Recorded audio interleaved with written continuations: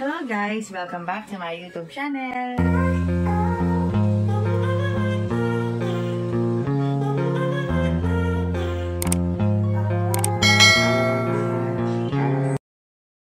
Nakakadurog ng puso ang nahagip ng kamera kay Myla Pablo.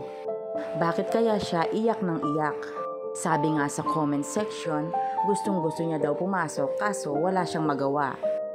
Ano kayang nangyari sa Petrogas? Bakit binangko si Myla Pablo? Alam naman natin na isa sa magaling na manlalaro si Myla Pablo at nagbibigay ng mataas na score. Pero bakit gano'n na lang ang nangyari sa laban ng araw na iyon? Samot-saring issue ang mga naibato sa Petrogas. Siguradong magba-viral na naman ito at pag-uusapan. Kung ano ang dahilan, bakit umiiyak si Myla Pablo?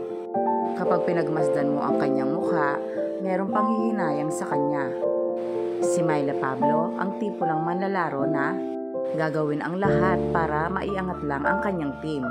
Alam naman natin na isang veterana na si Myla Pablo at matagal na siya talaga sa mundo ng volleyball.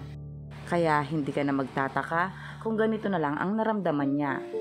Lalo na at natalo sila ng Chocomucho.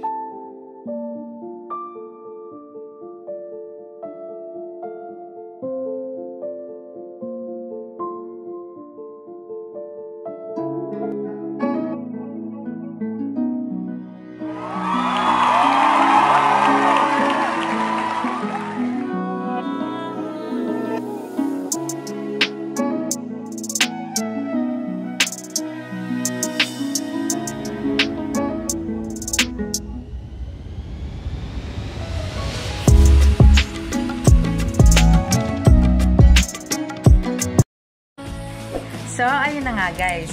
Kung nagustuhan mo ang video ito, huwag mo naman sanang kalimutang mag-like at mag-subscribe. At pakipindutin mo na din ang notification bell para lagi kang updated sa aking mga videos. Thank you! Bye!